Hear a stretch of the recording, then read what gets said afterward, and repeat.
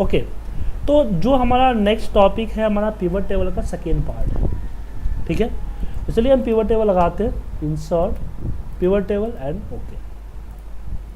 तो pivot table में क्या होता है कि मान लीजिए कि मैंने नेम यहाँ रख दिया और यहाँ पे मैंने मान लीजिए कि क्वांटिटी रख लिया, ठीक है।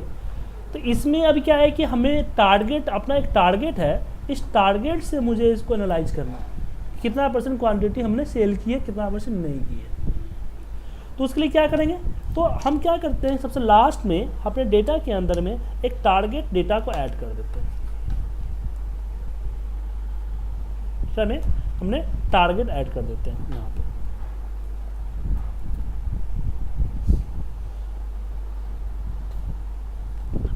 टारगेट मैंने 5000 ऐड कर दिया।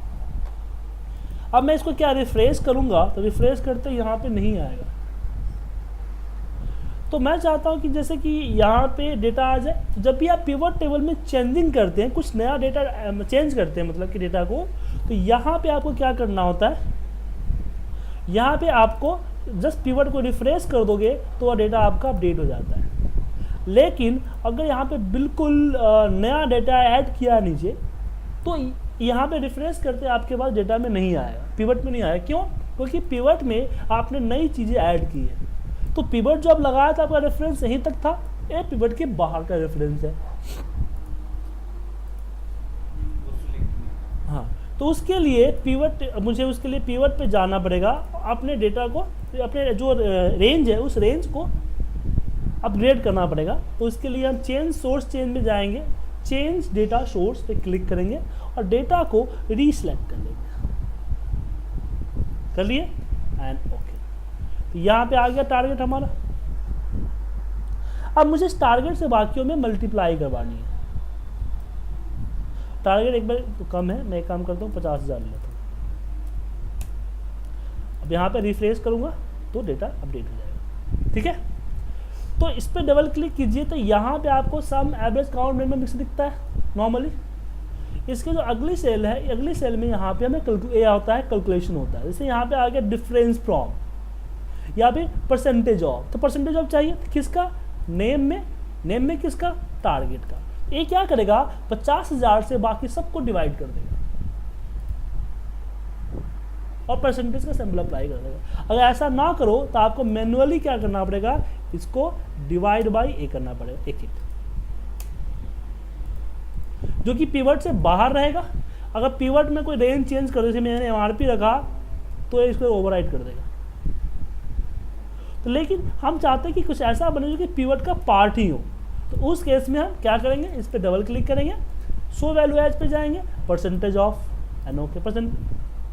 लेकिन हमने परसेंटेज ऑफ सिलेक्ट तो किया, लेकिन किसका परसेंटेज नहीं किया ना, यहाँ पे मुझे नेम का चाहिए ना, नेम में टारगेट अब आ जाएगा। और इसमें क्वांटिटी एक बार और रख सकते हो, मुझे यहाँ पे कितना परसेंट रह गया वो चाहिए।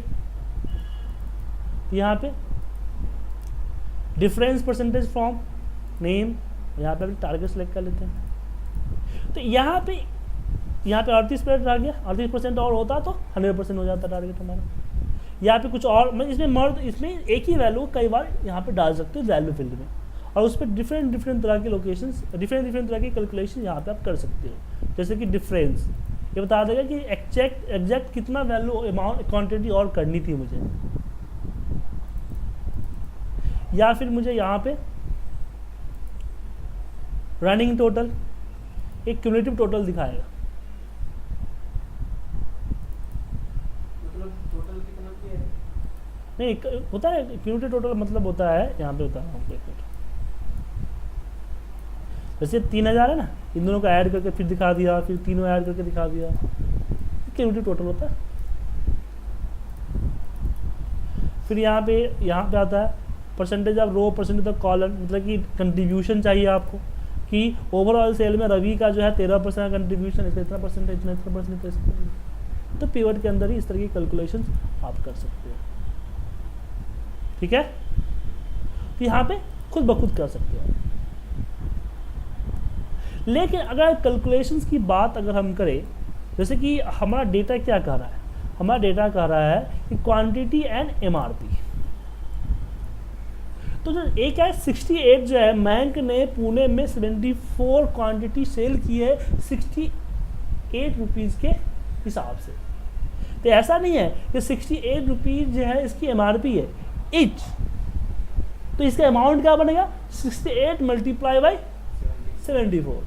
अब ये चीज़ मैं यहाँ अपने एक्सेल में नहीं करना चाहता, डेटा में नहीं करना चाहता, हम पिवट में दिखाना चाहते हैं, ठीक है। तो इसके लिए क्या करेंगे, राइट क्लिक मत कीजिएगा, इस पे हम जाएंगे अपने पिवट टेबल टूल्स पे।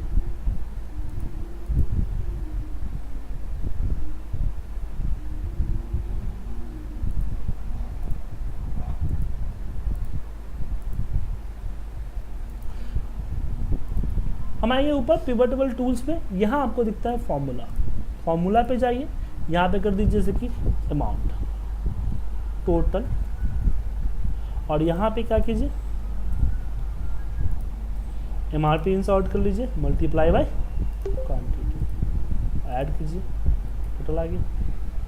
मुझे इसका टैक्स निकालना है 12%, सेम कैलकुलेटर फील्ड में जाऊँगा, यहाँ पे लिखता हूँ टैक्स, और यहाँ पे मैं टोटल को सिलेक्ट किया मल्टीप्लाई बाय 12.36%,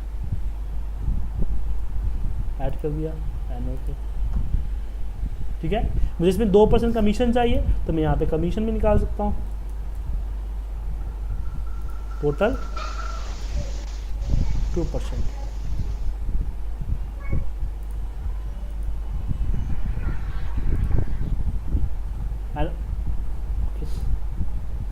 इस तरह से इसका यूज कर सकता हूँ। यही नहीं, अगर आपको वर्कशीट फॉर्मूले वगैरह लगाना है तो क्या वर्कशीट फॉर्मूले वगैरह लगाना है, जैसे कि हम ये करना चाहते हैं, अगर हम क्वांटिटी को यहाँ सेलेक्ट करते हैं और क्वांटिटी में मैं मैक्सिमम कर देता हूँ, अब सब में 90 आ रहा है, तो मैं देखना चाहता हूँ कि जो 90 से नीचे, जो 90 है, इस 90 से नीचे कौन कौन है, जो 90 से नीचे है, समझ गया। तो वहाँ पे यहाँ पे जैसे कि कौन मैक्सिमम आ रहा है, तो हमें क्या है कि जिसने 90 या 90 से ऊपर सेल करते हैं तो उनको 5000 रुपीज़ हमें देते हैं, जो उससे नीचे करते हैं उसमें 5 रुपीज़ नहीं देते हैं। तो यहाँ पे इफ़ कंडीशन जनरली हम क्या करते हैं, इफ़ कंडीशन लगाते हैं कि इफ़ अगर A less than equal to greater than equal to 90 है तो यहाँ पे 5000 आए, और यहाँ पे 10,000 कम है तो 0 डाले। हाँ नहीं नंबर है ना, ठीक है। तो इस तरह से करनी है। तो यहाँ पे हम वर्कशीट फॉर्मूला भी लगा सकते हैं, जैसे कि हम जाएंगे ऑप्शंस में, कैलकुलेटेड फील्ड यहाँ पे कर देते हैं, यहाँ पे इंसेंटिव INC यहाँ पे लगाइए कि इफ मैंने क्वांटिटी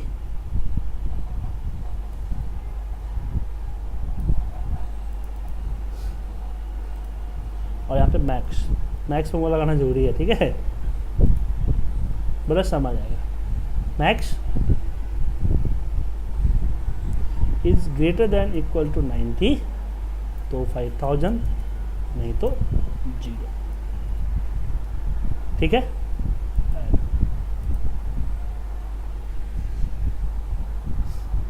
आया समझ में। लेकिन क्या इसके जगह कुछ टेक्स्ट डाल सकते हैं,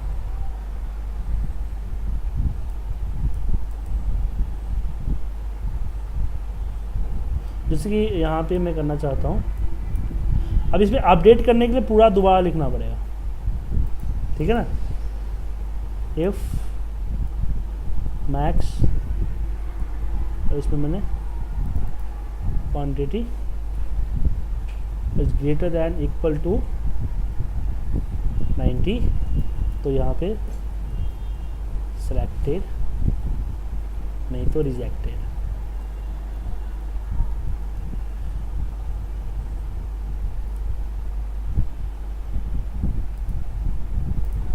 नहीं, हम इसमें हम कोई फॉर्मूला यूज करेंगे, वही फॉर्मूला यूज करेंगे जिसका रिजल्ट नंबर है।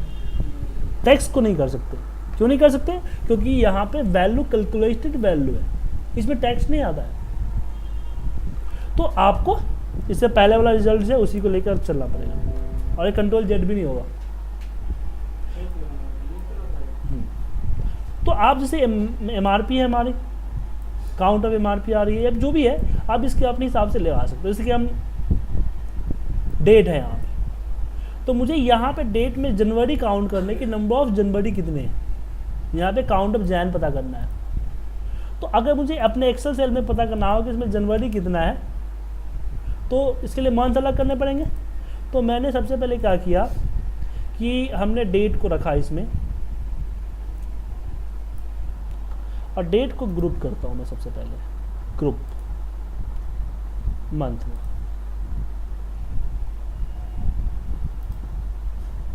ग्रुप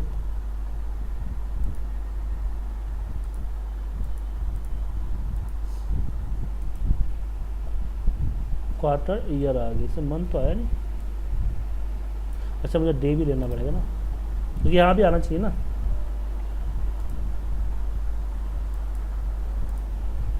अब मंथ्स आ गया ना।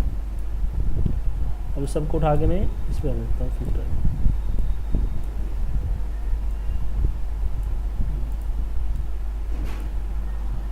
अब यहाँ पे मैं जाता हूँ पिवट टेबल ऑप्शन में, कैलकुलेटर फील्ड, मंथ्स आ गया ना, यहाँ पे जैन। तो यहाँ पे हम लिखेंगे इक्वल काउंट एफ, किसके अंदर, मंथ से अंदर, तो क्या करना है, तो जैन।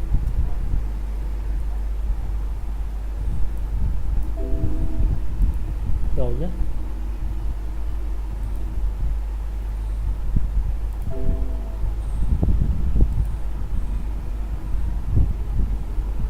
काउंट इफ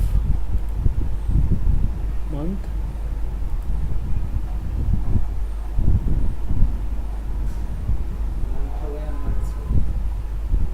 मंथ्स होगा, क्योंकि यहाँ मंथ्स है ना। हाँ यहाँ रख सकते हैं, यहाँ नेम पे कुछ भी रख सकते हैं। ये बोला information dot fictions comma column, मतलब कि एक इसमें क्या है कि हर तरह के फॉर्मूले नहीं लेता है ना।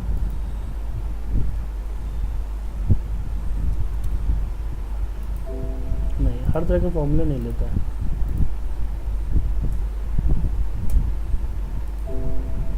नहीं, काउंट इफ फॉर्मूला इसमें नहीं लेगा।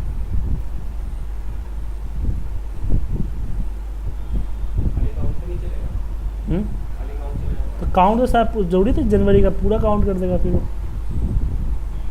तो यहाँ पे एक कर सकते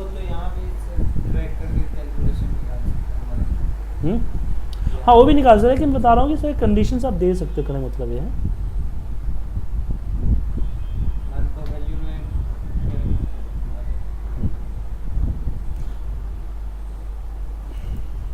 यहाँ पे ये कर सकते हैं ना यहाँ पे कि इफ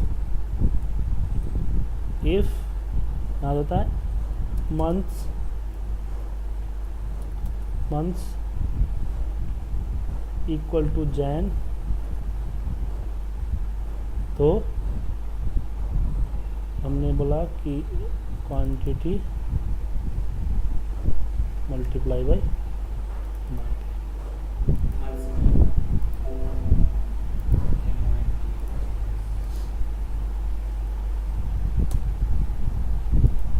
ठीक है।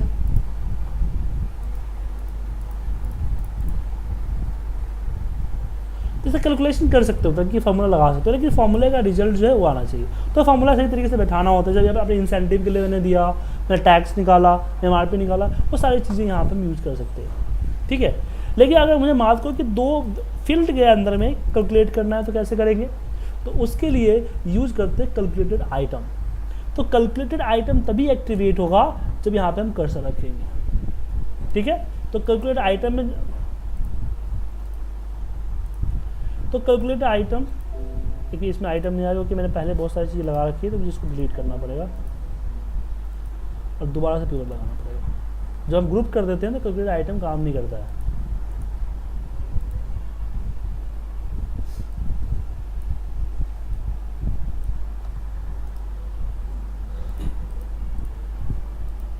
लोकेटेड आइटम, और मैं बोलता हूँ कि मुझे यहाँ सिटी जो है, सिटी में मुझे यहाँ मान लीजिए ना कि NCR लेते हैं, NCR, तो NCR में मेरे पास जो है यहाँ पे कि दिल्ली आ जाए प्लस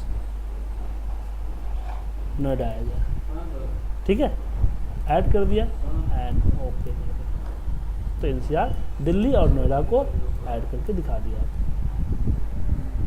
इस तरह से ऐड कर सकते हैं। यहाँ एक होता है कि अगर मैं यहाँ पे लिस्ट फार्मूला पे क्लिक करता हूँ तो एक नई शीट ओपन होगी, उसमें बताएगा कि आपने कितने तरह के फार्मूले ऐड कर रखे हैं, वो फार्मूलेज आपको यहाँ पे शो करेगा, लिस्ट फार्मूला। तो पिवट के अंदर आप इस तरह की कैलकुलेशन जो है वो कैलकुलेशन कर सकते हैं, किसके माध्यम से, पिवट टेबल पे फॉर्मूलेज के माध्यम से। अब आता है पिवट चार्ट की बारी, तो इससे रिलेटेड आप चार्ट भी क्रिएट कर सकते हो। चार्ट आपके पिवट से कनेक्टेड होगा, जैसे पिवट चेंज करोगे आपका चार्ट भी चेंज होगा। जैसे कि मैं यहाँ पे एक और करता हूँ, नेम डाल देता हूँ इसमें, पिवट देखा इस तरह से आ गया, चार्ट ऑटोमेटिक बन जाता है। हाँ, इसमें कुछ करने की जरूरत नहीं है। प्राइवेट लगाया बस उसको चार्ट पे क्लिक कर देगा। हाँ। इसके डिजाइन से चेंज होता है। हाँ, ऐसा भी होता है कोई अलग तरह का चार्ट। हाँ, डिजाइन के लिए जैसे कि यहाँ पे है ना, तो चार्ट पे आ जाओगे ना आप, पिवट चार्ट में आप डिजाइन ले लो, जो डिजाइन चाहिए आपको। ये डिजाइन पड़े हैं आपको बहुत सारे बड़े, ठीक है, इसका यूज कर सकते हैं। केवल इसी प्रकार के एक ही तरीके का चार्ट नहीं, चार्ट जब इंसर्ट जब करेंगे हम, तो उसमें मुझसे पूछता है ना कितने तरह के चार्ट चाहिए आपको। जब यहाँ पे ये करते हैं पिवट चार्ट में जाते हैं, तो मुझसे पूछता है पिवट चार्ट, शायद डिजाइन्स पर हैं आपके, ये चार्ट ले लीजिए। ये चार्ट का फिल्टर है हमारे पास। मान लो मैं नीरज और कविता को नहीं देखना चाहता हूँ, तो नीरज और कविता यहाँ पे नहीं आएगा।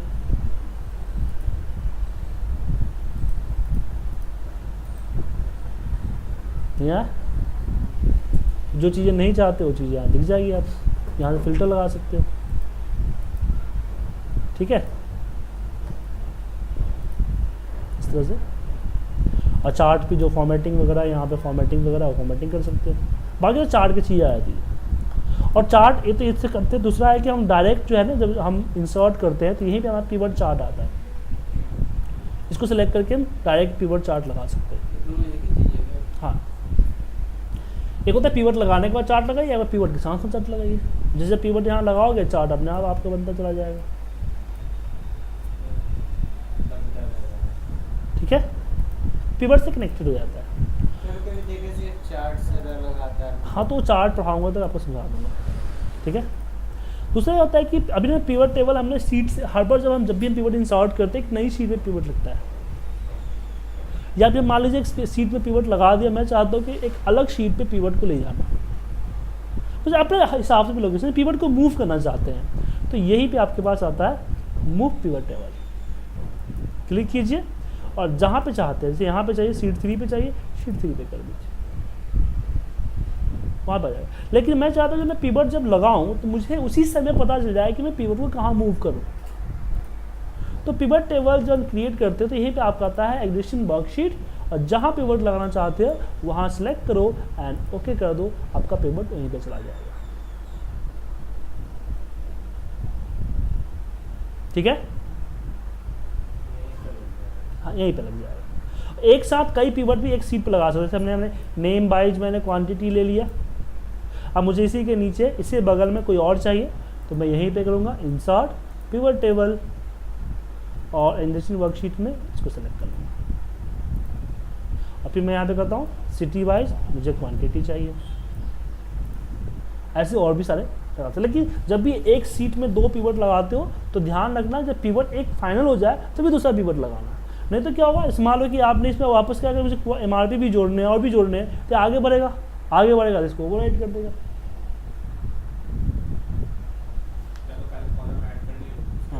हाँ, लेकिन कॉलम कितना ऐड करोगे पता होगा तभी तो। मान लो कि मैं नेम को यहाँ इसमें कॉलम में रखूँगा और जितने नेम हो उतने कॉलम में ऐड होंगे, इसलिए एक फाइनल कर लो, दिस इज द फाइनल। हाँ, ठीक है, तो यूज करते। अब आ जाती है पिवट की सिलेक्शन। पिवट को सिलेक्ट करने के लिए जैसे यहाँ पे पूरी की पूरी पिवट सिलेक्ट हो जाएगी, सिर्फ वैल्यू सिलेक्ट होगा या सिर्फ लेवल सिलेक्ट होगा या एंटायर पिवट टेबल सिलेक्ट होगा।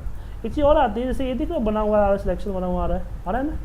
जैसे मान लीजिए मैं नेम सिटी को भी इसके नीचे कर दिया, तो अगर मैंने इस पर क्लिक किया तो पूरा नेम सिलेक्ट,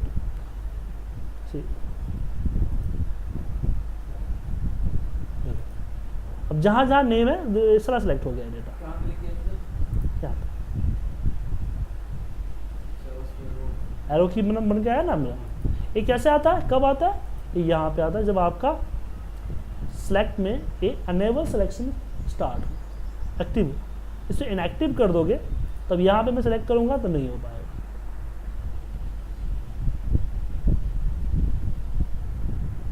ये सिलेक्ट करके नेक्स्ट पेज पे कॉपी कर सकते हैं, जिससे जितना सिलेक्ट हो वो। ठीक है,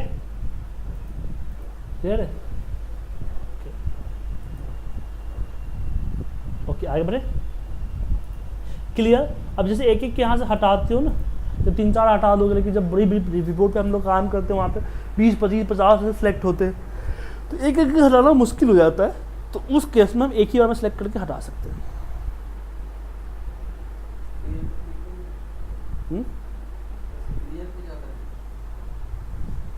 क्लियर।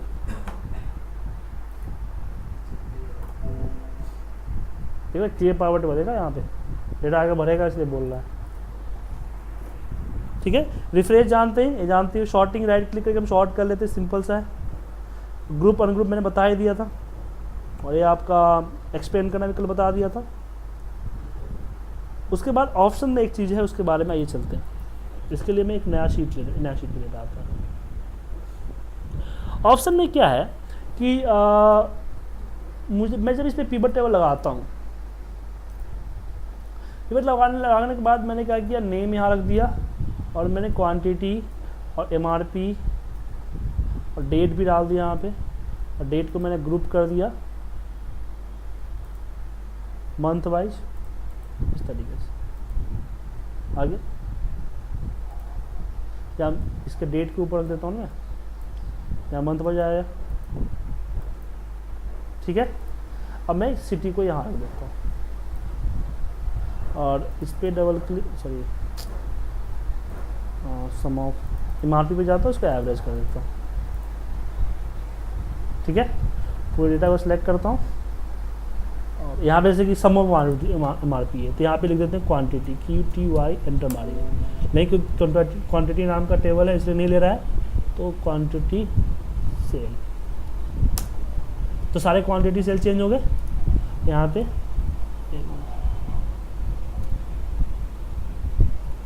सारे भी जी आ गए। अगर यहाँ पर कुछ चेंज होता है तो मेन डेटा पर इफेक्ट पड़ता है। हाँ,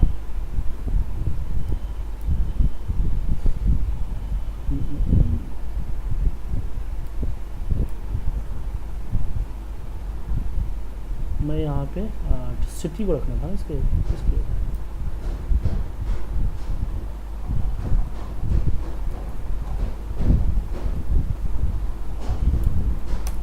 तो इसको सेलेक्ट किया एंड डबल क्लिक कर दिया। एक रिपोर्ट हमने बना ली अपने हिसाब से।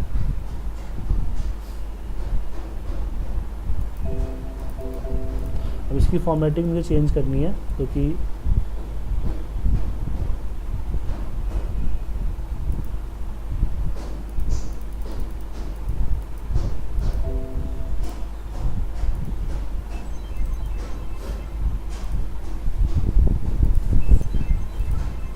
ठीक है। अब प्रॉब्लम क्या है कि मेरे पास रिपोर्ट मंथ वाइज है, मैं चाहता हूँ हर महीने का रिपोर्ट अलग अलग सेल में जाए। हर महीने का रिपोर्ट जो भी मेरा है वो अलग अलग सीट पे आए। अभी जैसे कि ऑल है ना, अब मैं यहाँ पे जनवरी किया तो यहाँ पे जनवरी का सेल्स रिपोर्ट है, फिर एक और शीट में इसको ऐड करूँ वहाँ पे फरवरी का हो, फिर एक और ऐड करूँ वहाँ मार्च का हो, ऐसे 12 करना है तो टाइम लगेगा। तो उस केस में हम क्या करेंगे, उस केस में हमारे पास ऑप्शन के अंदर में पिवट टेबल पे यहाँ पे शो रिपोर्ट फिल्टर पर पेज है। क्या है, शो रिपोर्ट फिल्टर पर पेज। इस पर क्लिक करेंगे और जो भी आपने फिल्टर में डाल रखा है उसको सिलेक्ट करेंगे, जिसके बाद अलग करना है एंड ओके पे क्लिक कीजिए। एक ही बार में 12 शीट पे डेटा चला जाएगा आपका।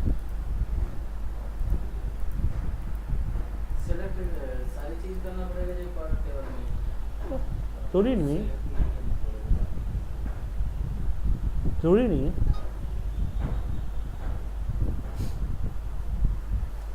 ठीक है, क्या समझ में? कैसे किया मैं दोबारा बताता हूँ, ठीक है ना। दोबारा कोई और अलग एग्जाम्पल, हमें क्या करना है, पहले पिवट टेबल बना लिया, जिसके हिसाब से मुझे अलग अलग शीट चाहिए उसको उठा के हमने कहाँ पे रख दिया, फिल्टर में। मैं डेट को रखा है, जरूरी है ग्रुप करना है, उसके हिसाब से भी कर सकते हो। जैसे कि मैं यहाँ पे अब क्या करता हूँ, नेम वाइज कर देता हूँ, मान लीजिए नेम वाइज अलग करना है मुझे, यहाँ से नेम वाइज अलग करने। तो मैं यहाँ पे क्या करूँगा, show report and okay, name को सिलेक्ट किया एंड ओके, सबके नाम का शीट भी बन गए, वही सिलेक्ट।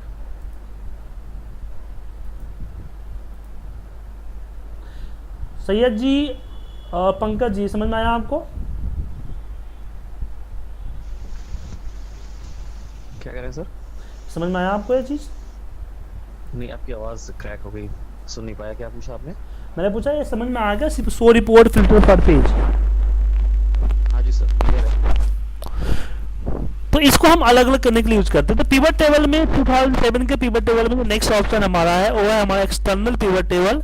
और 2003 पे जो नए ऑप्शन आए हैं, स्लाइसर हो गया, उसमें जो डैशबोर्ड के लिए हम यूज करते हैं वो आया हुआ है। लेकिन उससे पहले आप लोग पिवट मतलब जो है उसकी अच्छी प्रैक्टिस कर लो। तो आज मैं आपको कुछ पिवट टेबल का सैम्पल पिवट टेबल मैं आपको दे रहा हूँ। आपको जो है सेम ऐसा ही पिवट टेबल बनाना है, मतलब पिवट टेबल का नकल करना है, ठीक है। तो कुछ पिवट टेबल की रिपोर्ट, सैम्पल रिपोर्ट्स आपको मैं मेल कर रहा हूँ, उस पिवट टेबल को कीजिएगा। कल हमारा एक्सटर्नल पिवट टेबल एंड 2013 में जो पिवट टेबल के अपडेट्स है उस पर हम आपके साथ डिस्कस करेंगे, ठीक है। ठीक। तो मैं आपको 4 फाइल टोटल भेज रहा हूँ।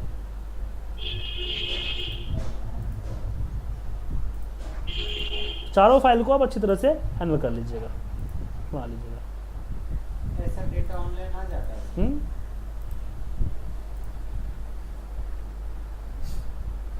तो जैसा पिवट उस पर बना हुआ है सेम आपसे उसका पिवट बनाना। मैं एक फाइल दिखा देता हूँ आपको ओपन करके।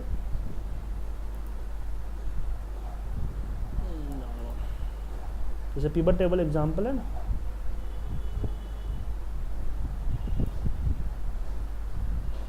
ये तो सिर्फ डेटा है हमारा, वोटर आई कार्ड का डेटा है। इसमें इससे रिलेटेड बहुत सारे पिवट के क्वेश्चन है। हाँ हाँ याद आया मुझे।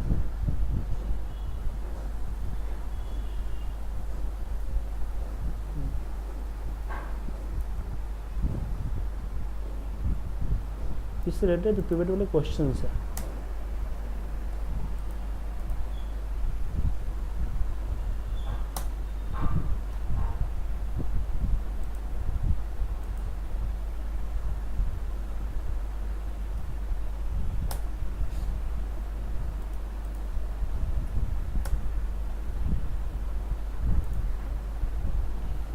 मैं दूसरा दिखाता हूँ। ऑफिस प्रोडक्ट है,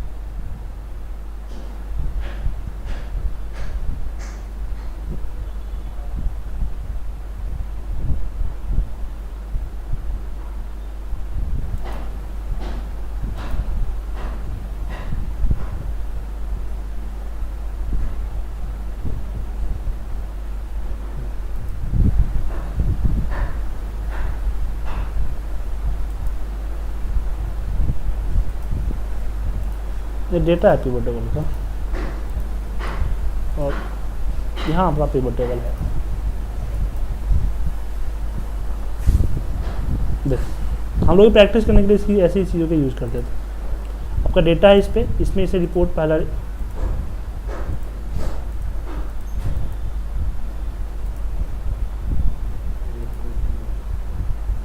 नहीं इसमें रिपोर्ट भी आता है, पता नहीं क्यों नहीं आ रहा है रिपोर्ट।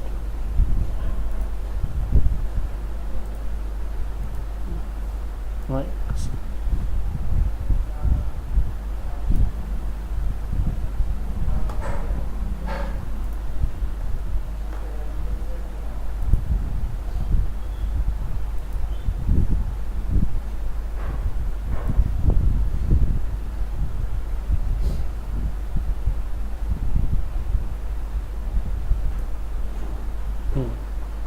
जैसे देखिए डेटा है, डेटा की ये हमारी समरी है, ये पहली समरी इसने ये बनाया है। दूसरी देखो यहाँ पे मल्टीपल पेपर टेबल यूज किया है इसने, देख रहा है आपने। तीसरा यहाँ पे देखो इसकी ग्रुपिंग किया है। चौथा यहाँ पे इसने कोड नहीं, इसमें ये तो अलग है चीज़, ये बहुत समझा रहा है। तीन ही है यहाँ पे, ये तीन यहाँ पे दिख रहा है आपको, इस डेटा से बनाया है।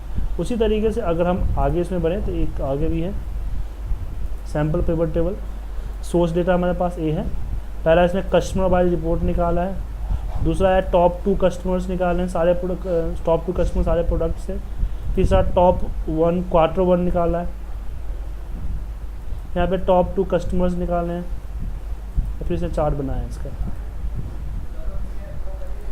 तो ये मैं आपको फाइल्स आपको सारे भेज रहा हूँ, आप लोग इस पर प्रैक्टिस कीजिएगा और मुझे कल भेजिएगा, ठीक है। तो कल मिलते हैं सेम टाइम। और कल की रिकॉर्डिंग्स मिल गई थी आपको सर?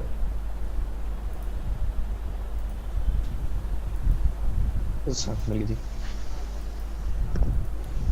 ओके, तो मिलते हैं कल सेम टाइम। Okay bye.